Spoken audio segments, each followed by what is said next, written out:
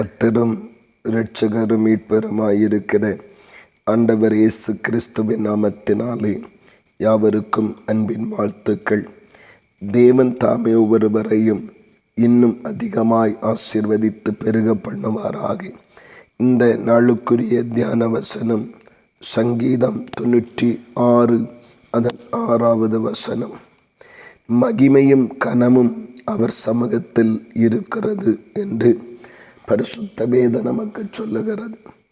மகிமையும் கனமும் அவர் சமூகத்தில் இருக்கிறது.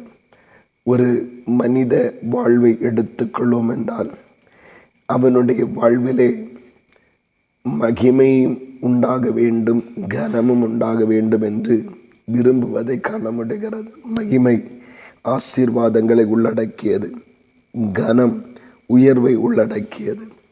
ஆனால் இந்த மனிதனுக்குரிய மகிமையும் கனமும் மனிதன் பெற்றுக்கொள்ளுவதற்காக நன்றாக ஓடி ஓடி படிக்கிறான், வேலைகளை பார்த்து சம்பாதிக்கிறார்கள். எப்படியாகலும் மகிமையும் கனத்தையும் அடைய வேண்டும் என்பதற்காக.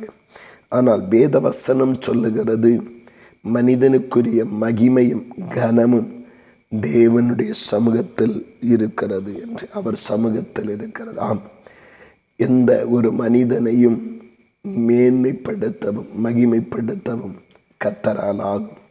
தாவீது தேவ சமூகத்தை அதிகமாய் வாஞ்சித்து தேவ சமூகத்தை விட்டு பிரியாதிருந்தபடியினாலே அவனுடைய குடும்பத்தார், அவனுடைய உறவுகள், உடன்பிறப்புகள் அவனை புறக்கணித்த பொழுதும் ஆண்டவராகிய தேவன் அவனுக்கு கனத்தையும் மகிமையும் உண்டாகும்படியாய் அவனை ஆசீர்வதிக்க ஆரம்பிக்கிறான். அவன் தேவாலயத்தை வாஞ்சித்து தேவ சமூகத்தை அவன் வாஞ்சித்தபடியினால் இந்த கனமும் மகிமையும் உண்டாக ஆரம்பிக்கிறது. பிரியமானவர்களே, இன்றைக்கு மகிமையும் கனத்தையும் பூமியில் அடைவதற்காக மனிதன் எவ்வளவோ பிரயாசப்படுகிறான். ஒருவேளை எப்படியாகலும் முன்னுக்கு வந்து விட வேண்டும், எப்படியாகலும் மேன்மை அடைய வேண்டும், கனம் உண்டாக வேண்டும், அப்படி என்கிற முயற்சியிலே அது தீவிரமாய் படிப்பிலும் வேலைகளிலும் கடமைகளிலும் தொழில்களிலும் பிஸ்னஸ்களிலும் கவனம் செலுத்துகிறவர்கள் நீங்கள் ஆண்டவருடைய வசனம் சொல்லுவதை கவனித்து கேளுங்கள். அவருடைய சமூகத்தை நோக்கி, அவருடைய சமூகத்தில் அதிகமான வாஞ்சையுடையவர்களாய் நித்தமும் தேவ சமூகத்தை நாடி தேவனை மகிமைப்படுத்தி ஆராதிக்கிற தேவ பிள்ளைகளாய் தேவ சமூகத்திலே காணப்படுவோம். இன்றைக்கு தேவ சமூகத்திற்கு விடை கொடுத்து விட்டு படிப்புகளிலே டியூஷன் என்று சொல்லியும் எக்ஸ்ட்ரா கிளாஸ் என்று சொல்லியும் எக்ஸாம்கள் என்று சொல்லியும் தேவ சமூகத்துக்கு விடை கொடுக்கிற பிள்ளைகள் உண்டு. தொழில்கள், வியாபாரம், பிஸ்னஸ், குடும்பம் அப்படி என்று சொல்லி தேவ சமூகத்திற்கு விடை கொடுக்கிறவர்கள் உண்டு.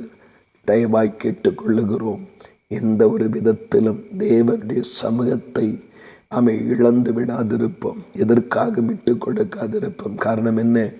உங்களுடைய வாழ்வின் உயர்வுக்குரிய மகிமையும் கனமும் அவருடைய சமூகத்தில் தான் இருக்கிறது.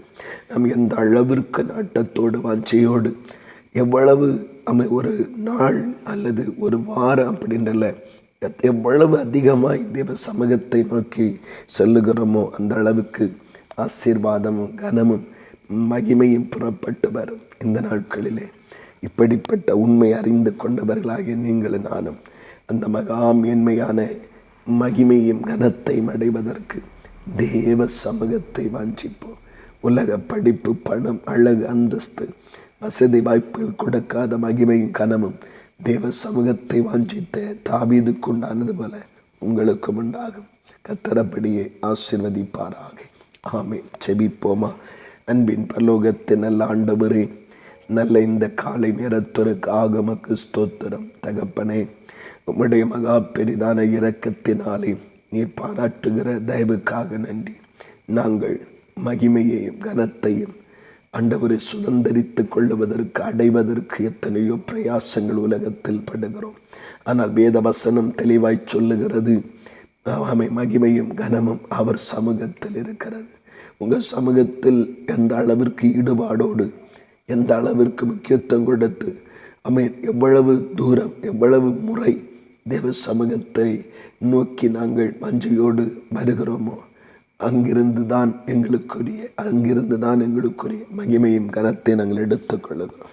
ஆனபடினால் நம்முடைய சமூகத்தை வெறுக்காதபடி, எந்த ஒரு காரியத்திற்காகவும் தேவ சமூகத்தை விட்டுவிடாதபடி மகிமையும் கனத்தையும் சுதந்தரித்து கொள்ள எங்களை நடத்த அப்படியே செய்கிறபடியாய் ஸ்தோத்திரம். இயேசு கிறிஸ்துவின் மூலம் செபிக்கிறோம் பிதாவே. ஆமேன், ஆமேன்.